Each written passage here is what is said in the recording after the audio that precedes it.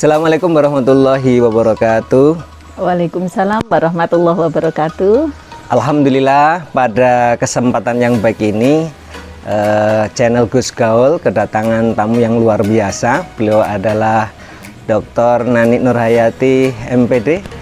Assalamualaikum Bu Nani. Waalaikumsalam warahmatullahi wabarakatuh. Alhamdulillah. Ya, pada alhamdulillah. kesempatan yang baik ini kita kedatangan beliau Bu Dr. Nani. Beliau adalah Kasih Pais Kota Madiun ya, Kemenak Kota Madiun. Nah, pada kesempatan yang baik ini kita akan bersama-sama membincangkan tentang bagaimana adab anak beserta ibunya. Ini luar biasa kedatangan seorang ibu yang punya the power of pull gitu ya. Iya, ini memang kita butuh transformasi bagaimana ketika kita mendidik, melayani pendidikan kepada anak-anak kita gitu ya. Ini saya bacakan tagnya saja Bu Nani ya, nanti kita mungkin sambil berdialog bagaimana sebaiknya adab seorang anak itu beserta ibunya. Adabul waladi ma ummihi ayyuhal waladul adib idza arafta ta'aba ummika fi tarbiyatika wa'ud ma mahabbati halaka fabima tajziha. Ini ada pertanyaan yang luar biasa, mungkin ini juga menjadi pertanyaan kita semua begitu. Wahai anak yang terdidik, apabila engkau mengetahui bagaimana susahnya ibumu dalam mendidikmu dan besarnya cintanya kepadamu, pertanyaannya adalah fabima tajziha. Kalau begitu, balasan apa yang engkau akan berikan kepada ibumu? Ini kan pertanyaan yang luar biasa Bu ya. Jadi kalau kita melihat perjuangan seorang ibu dalam rangka untuk membesarkan anak-anaknya, dimulai dari proses mengandungnya ya, ini sudah sangat berat sekali.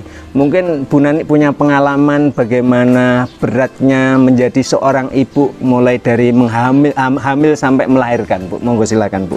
Ya, memang terima kasih. Assalamualaikum warahmatullahi wabarakatuh. Pemirsa dimanapun berada, alhamdulillah kita senantiasa diberikan keselamatan, kesehatan, dan umur panjang sehingga kita bisa ketemu bersilaturahim dengan Gus Gaul di sini. Kita akan berbincang-bincang tentang bagaimana mendidik anak dan bagaimana adab anak kepada orang tua. Memang zaman sekarang itu di era digital, artinya anak-anak sekarang dikatakan era milenial, era digital, semuanya kan pengaruhnya itu bukan pengaruh-pengaruh, kadang pengaruh yang negatif, sehingga termasuk perilaku mereka kepada orang tuanya itu juga memang harus kita kembalikan lagi kepada karakter-karakter yang sesuai dicontohkan oleh Rasulullah Shallallahu Alaihi Wasallam. Karena memang kita kalau sudah kita ngaji di Al-Quran itu berkata aja tidak boleh, tapi bisa dibayangkan Mas kondisi saat ini tidak hanya tetapi mereka bisa ngeledek dari belakangnya, kemudian bisa malah membantah lebih keras lagi kepada orang tuanya. Nah inilah yang harus kita luruskan, harus kita berikan pembelajaran kepada mereka. Padahal bagaimana seorang ibu dalam mendidik anak, yang pertama memang kita itu harus tanamkan, yang pertama adalah tarbiyatul akidah. Menanamkan pendidikan akidah inilah yang harus jadi dasar pondasi yang kuat, agar dimanapun mereka berada nanti pada saat dia akan melalui kesulitan, itu dia akan bisa menyelesaikan permasalahan, karena memang dasar pondasi ini adalah tarbiyatul akidah. Yang kedua adalah tarbiyatul ibadah. Anak-anak kita harus kita kembalikan bagaimana dia bisa beribadah dengan bagus sesuai dengan tuntunan yang sudah dicontohkan oleh Rasulullah Sallallahu Alaihi Wasallam. Sebentar Bu Nani. Jadi saya ini ada cerita ya, suatu saat itu ada seorang ibu-ibu yang kemudian mendatangi saya, Pak Ustadz, saya mau bertanya, saya ini kalau memerintah anak saya untuk sholat itu, waktunya sholat kan rumah dekat masjid katanya, ayo Nduk sholat, dia bilang mama itu cerewet jari. Nah ini pengaruh siapa? Gurunya siapa? Coba kalau mereka itu titipkan pesantren, mungkin tidak seperti itu. Titipkan di majelis taklim, tidak seperti itu. Titipkan di majelis taman Al-Quran, insya Allah tidak seperti itu. Tapi kalau anak sekarang ini dikatakan era disrupsi, era 4.0, era digital, gurunya itu HP, gurunya televisi. Idola mereka itu adalah mereka-mereka yang jadi public figure, Iya. yang sensasi dan lain sebagainya. Itu Generasi apa namanya Bu Nani? generasi milenial. Iya, Iya. ada Z, ada kalau Iya. Z kan nama pupuk ya.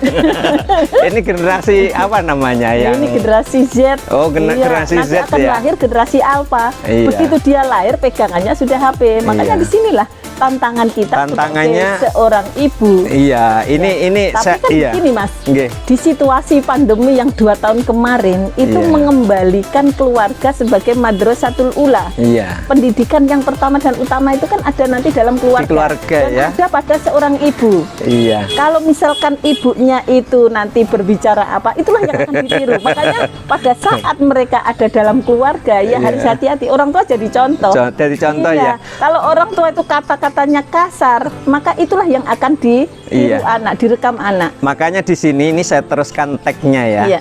Taba'an innaka la taqdiru an tajziya ummaka wa ma'alaika illa an ta'mala bihadhil adab. Pasti kalau begitu sesungguhnya engkau tidak akan pernah bisa mampu membalas kebaikan ibumu gitu ya. Illa an ta'mala bihadhil adab, kecuali engkau mengamalkan adab-adab ini. Apa di antaranya? Antam tasila awamiroha ma'al mahabbati wal ikhtiram. Kita tidak bisa membalas kebaikan ibu kita kecuali kita ini mengikuti apa yang diperintahkannya, Iya. kemudian mencintainya dan menghormatinya lah. Iya. Kira-kira untuk generasi milenial ini, Bu Dr. Nani, agar anak-anak ini kira-kira bisa memiliki perasaan cinta kepada orang tua dan menghormatinya ini, kira-kira gimana ini untuk generasi milenial ini? Ini kan memang pendidikan yang pertama dan utama tadi kan ada dalam keluarga. Maka Iya. keluarga inilah yang harus bisa menjadi Model ya, teladan. model, menjadi role teladan. model ya. Karakter itu dibangun pertama ada keteladanan. Iya. Keteladanan pertama dari keluarga, dari lingkungan sekolah, lingkungan masyarakat. Barulah Iya. kita akan bisa menjadikan anak-anak kita punya teladan yang bagus. Saya ingat pada saat kita ngaji itu zamannya Rasulullah, ada sahabat bertanya, "Wahai Rasulullah, apakah pengorbanan ibu saya bisa saya gantikan? Saya menggendong ibu saya 7 kali tawaf." Apa kata Rasulullah? Meskipun kamu menggendong ibumu 1000 kali tawaf, belum bisa menggantikan setetes darah dikeluarkan pada saat melahirkan. Karena memang Luar antara hidup biasa dan ya. mati itu. Iya, Antara perjuangan yang luar biasa antara ya. hidup dan mati. Seandainya suruh milih, Iya. kata dokter misalkan begini, kata dokter, "Bu, ini kan janin yang ada dalam kandungan itu kan membahayakan nyawa panjenengan. Iya. Berarti harus ada pilihan. Iya. Harus dikorbankan janin ada dalam kandungannya. Tetapi Iya. apa kata ibu? Dok, selamatkan anak saya meskipun nyawa saya taruhannya itu, Mas. Makanya ini loh Luar harus biasa ya, nggak Iya. tergantikannya Nggak bisa walaupun tergantikan. Kau suruh milih, nggak mau. apa ini tadi menggendong kemudian tawaf 7 Iya. kali nggak terbayarkan. Nggak bisa 1000 kali tawaf kata Rasulullah, nggak bisa Iya, nggak terbayarkan. terbayarkan, Iya, pengorbanan sebagai Iya. seorang ibu. Maka di sini ini dijelaskan, ditambahkan Bu Iya. Nani, wa ta'mala kulla syai'in yufarrihu qalbaha. Hendaknya engkau melakukan satu perbuatan yang bisa membuat hati ibumu itu bahagia. Nah, kalau kita membuat hati ibu kita, berarti jadilah anak-anak yang bisa menjadi anak yang soleh, anak yang solihah, anak yang berbakti. Satu, kita harus taat pada Allah, taat Iya. pada Rasul, termasuk taat kepada orang tua kita. Iya. Ya, selagi perintah itu tidak menyimpang dari aturan agama, maka Iya. harus kita ikuti. Iya. Al-Quran kan jelas, jangan sampai kita itu membantah. Berarti Iya. kan harus sami'na wa ata'na. Wa ta'na, Selagi betul. perintah itu tidak melanggar aturan-aturannya Allah Iya. atau aturan-aturannya pemerintah, maka harus kita ikuti. Iya. Mudah sebetulnya kita itu mencari, karena ridho Allah fi ridhol walidain. Cari ridhonya Allah itu tergantung ridhonya orang tua. Iya. Bahkan sampai al-jannatu tahta Ahkamil aqdamil ummahat. ummahat, gitu Surga ya. itu ada di bawah telapak kaki ibu. Artinya cari ridhonya Allah itu mudah. Carilah ridhonya orang tua. Nanti Allah akan ridho. Ya. Makanya anak sekarang ini harus dikembalikan ke situ, Mas. Iya, problemnya begini Bu. Kalau Iya. tadi keluarga itu adalah lingkungan utama dan pertama gitu ya. Iya. Model kepemimpinan orang tua itu ternyata juga berpengaruh ya. Iya. Apakah orang tuanya itu mau apa ini model kepemimpinan demokratis atau Iya. kemudian otoriter atau mungkin ya model yang membebaskan anak untuk apa saja. Ini kan mungkin ini ya yang Ya, makanya harus saya lanjutkan, iya. Mas. Itu Iya. tadi ada tarbiyatul akidah. Iya. Dua tarbiyatul ibadah. Ibadah, Yang ketiga iya. ada tarbiyatul akhlak. Maka di Iya. keluarga inilah yang pertama kali menanamkan akhlak kepada anak-anak kita. Bapak misalkan sekali bentak, itu guru anak yang pertama dia lihat. Makanya anak nanti di luar sana dia akan bentak-bentak orang lain. Orang tua nyeblek misalkan gitu ya, keras, maka dia akan melampiaskan kekerasan itu nanti di rumah ke temannya. Iya, karena contohnya siapa? Contohnya ada dalam keluarganya. Bisa dibayangkan kalau misalkan dia setiap hari kondisi rumahnya ya seperti itu. Contoh yang dia lihat seperti itu, maka dia akan praktekkan di luar, di sekolah dan lain sebagainya. Ini sangat bahaya sekali. Makanya 3 hal tadi harus selalu berkaitan tarbiyatul akidah, tarbiyatul ibadah, kemudian ada tarbiyatul akhlak. Satu lagi ada tarbiyatul jasadiyah. Tarbiyatul jadikan anak-anak kita anak-anak yang percaya diri, anak-anak yang kuat. Jangan bikin anak-anak kita menjadi anak-anak yang lemah. Karena apa? Kalau anak kita sudah kuat, dia akan mampu menyelesaikan permasalahan yang dia hadapi. Artinya mereka tidak cengeng. Dikit-dikit mah mama, sampai masa mau mahasiswa bareng ikut kosnya sama mamanya. Masih punya ketergantungan yang tinggi. Makanya anak itu memang satu sisi kita rangkul, tapi satu sisi dia lepas. Artinya dia diberikan kewenangan, diberikan kebebasan untuk bisa berekspresi, tapi tetap kendalinya ada di orang tua. Makanya jadikan tarbiyatul jasad, jadikan anak-anak kita itu kuat, percaya diri. Bahasa sederhananya gini ya, kepalanya dilepas, tapi ekornya dipegang. Makanya kamu bisa. Inilah membangun kepercayaan diri anak. Tetapi kalau anak sudah dalam kehidupan, dalam keluarganya, jangan. Artinya dia sudah membuat anak itu ketakutan. Saya takut, nggak berani. Akhirnya dia menjadi anak yang minder. Makanya begini, kalau dalam pendidikan, psikologi pendidikan itu, anak itu semuanya lahir dijadikan mereka itu adalah pinter.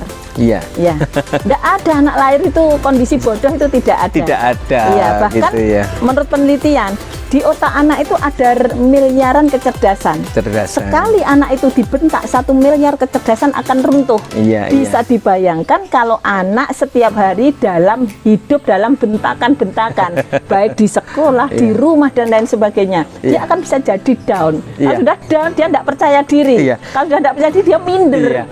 Cuman begini, Bu Nani, problemnya kan begini ya. Kita sekarang dihadapkan pada situasi yang pilihan-pilihannya sulit model pembelajaran daring, semua menggunakan fasilitas media elektronik gitu Tetapi kemudian kadang-kadang yang membuat kita pusing itu sebagai orang tua, katanya menghadap laptop dan menghadap handphone seharian, kalau ditanya ngerjakan tugas online. Tapi apa yang terjadi ketika dicek itu di dalamnya belum dikerjakan gitu. Makanya disinilah di masa pandemi COVID-19 ini mengembalikan kedekatan orang tua kepada anak. Maka pada saat anak itu dulu sebelum pandemi, mereka sudah dipasrahkan ke sekolah, pinter nggak pinter, soalnya saya sekolahkan di sana. Apa kata Pak Guru Bu Guru? Padahal Pak Guru Bu Guru itu dia dengan kesabarannya, ketelatenannya, dia membimbing putra putrinya. Begitu sudah baru 2 tahun dipasrahkan orang tuanya, yang terjadi apa? Ibunya tiap hari pusing marah-marah, bisa darah tingginya naik gitu, katanya danting apa gitu. Itu baru 2 tahun. Bisa dibayangkan jadi guru kalau 30 tahun menghadapi anak seperti itu, bisa dibayangkan ya Mas. Makanya disinilah mengembalikan kedekatan sebagai seorang orang tua dengan anaknya. Kemudian satu lagi ada tarbiyatul fikriyah. Yang dibangun dalam keluarga itu adalah pola pikir anak. Bagaimana membangun pola pikir anak itu yang positif, yang husnudon, tidak mudah marah, tidak mudah itulah yang sulitnya. Makanya disinilah keluarga yang dominan, bagaimana membangun pola pikir anak. Apalagi situasi sekarang, era digital, berita-berita yang tidak jelas, inilah yang bisa membuat anak masuk terperangkap dalam isu-isu yang tidak jelas atau hoax kan di situ.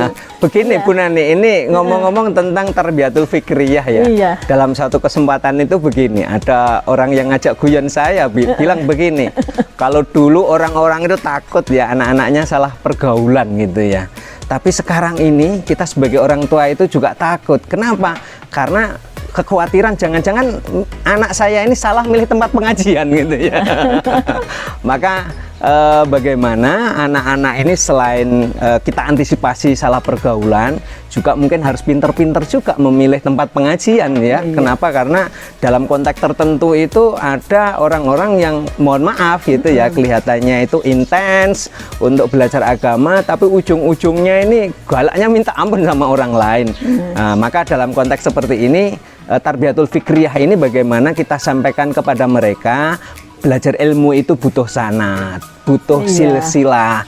Kenapa? Karena tadi sudah Bu Nani sampaikan ada tarbiyatul akidah, ada tarbiyatul ibadah, kemudian ada tarbiyatul akhlak ini. Ternyata 3 hal ini kan saling berhubungan ya. Kemudian tadi ditambahkan dengan 2 hal, iya, jasadiyah kemudian fikriyah. Bagaimana pendidikan tentang pemikiran itu? Oh, kalau kita bersikap konfrontatif misalnya, suka punya pikiran-pikiran yang berbeda dengan banyaknya orang, padahal ini misalnya tahu kalau pemikiran kita ini sebenarnya sangat mengganggu kepada kepentingan orang lain. Kadang-kadang itu lucu kok, ada orang yang nggak mau bayar sampah begitu ya, tapi sampahnya ditaruh akhirnya menimbulkan sesuatu yang kurang pas bagi lingkungan. Tentu ini berarti kan tarbiyatul fikriyahnya terkait dengan kesadaran bersosial ini sekarang kayaknya kan begini, perlu diperbaiki ya. Sekarang tuh begini, kita itu tidak hanya kuat dalam rukun iman. Iman memang harus kuat, rukun iman. Rukun Islam harus kuat. Betul. Tambah satu lagi apa? Rukun tetangga.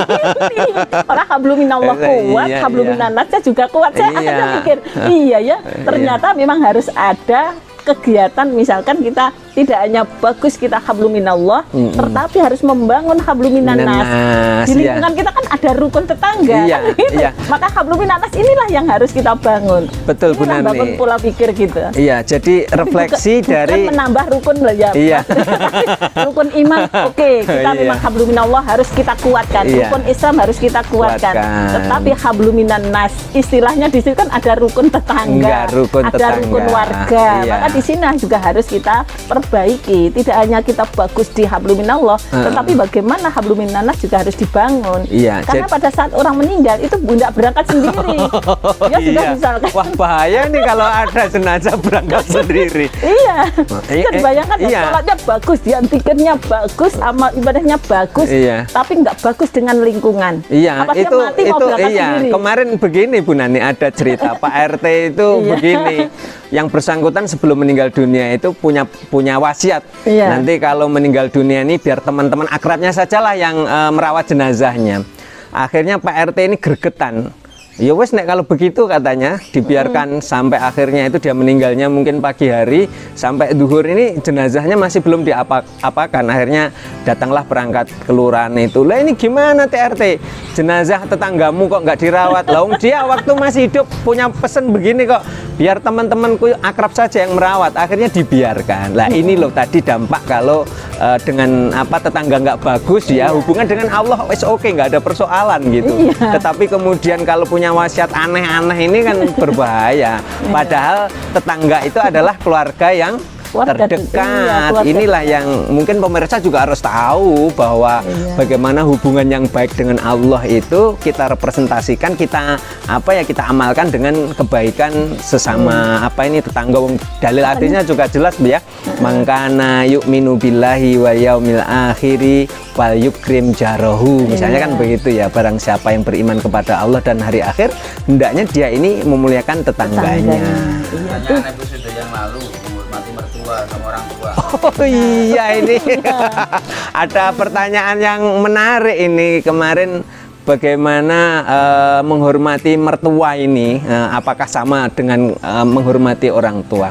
Ya, mungkin secara lahiriah ya, mungkin kita ketemu dengan mertua itu kan karena sudah di usia pernikahan begitu. Orang mertua ini bukan orang yang melahirkan kita secara langsung, tetapi kemudian istrinya ini, anak-anak yang kita ambil ini orang yang dilahirkan secara langsung oleh mertua kita. Apakah kemudian menghormati mertua itu kapasitasnya harus sama dengan menghormati orang tua kita? Ini yang mungkin secara Sama itu harusnya. batinnya harus Iya. kita yakini bahwa mertua kita itu memiliki posisi yang sama dengan orang tua kita. Bahkan di Al-Quran pun juga dijelaskan bahwa hubungan antara mertua dengan anaknya ini seperti layaknya hubungan anak kandung begitu ya, sehingga mertua nggak boleh dinikahi, kemudian saudara ipar juga tidak boleh dinikahi. Ini menunjukkan bahwa hubungan antara keluarga yang berasal dari mertua dengan kita ini posisinya sama dengan orang tua kita Iya. kandung. Kira-kira begitu Bu Nani ya. Itu tidak hanya mertua, Iya. orang tua kita itu ada 4. Iya. Satu, orang tua yang melahirkan kita. Iya. Berarti kan bapak ibu Bu, kita. iya betul. Orang Iya. tua yang memberikan pembelajaran kepada kita, menunjukkan mana baik, mana buruk, guru-guru kita, kiai-kiai kita. Iya. Yang kedua, orang tua yang memberikan amanah kepada kita, yaitu mertua. Berarti kan mereka tiga-tiganya ini kan harus diposisikan sama. Sama gitu. Iya, jadi antara orang tua kandung, orang tua yang memberikan Ilmu. petunjuk atau Iya, ilmu, kemudian orang tua yang memberikan amanah pada kita, itu posisinya sama, Mas. Sama, iya. Maka jangan sampai jadi orang durhaka. Misalkan kita ketemu kiainya, oh itu bekas kiai saya, oh durhaka itu, Mas. Berat Berarti ya. ilmunya tidak manfaat, jelas. Lah ini yang kadang-kadang nggak disadari oleh para makanya kan peserta kita itu didik. sama. Iya, para peserta didik itu kadang begini. Iya, kalau di kelas kan guru saya. Kalau di luar kelas dia siapa kan gitu ya. Nah, iya, itu ini yang anak-anak iya, sekarang itu memang anak-anak harus kita sekarang ajak ini ngaji. iya, makanya harus kita tanamkan. Oh, ternyata di dalam Orang tua kehidupan kita itu ada tiga. 3 itu Iya. tadi, orang tua yang melahirkan kita, orang yang menunjukkan kepada kebenaran, kebenaran, kebaikan, mana baik, mana kemudian buruk itu. adalah orang yang dipercaya amanah, Iya, ya, memberikan mertua, amanah memberikan pada kita itu amanah pada kita, mertua. ya. Iya. Iya. Iya. Luar biasa ini penjelasan yang disampaikan oleh Bu Dr. Nani terkait bagaimana kita harus memiliki adab yang baik ya kepada orang tua kita, kepada guru-guru kita, juga kepada mertua yang telah memberikan amanah kepada kita.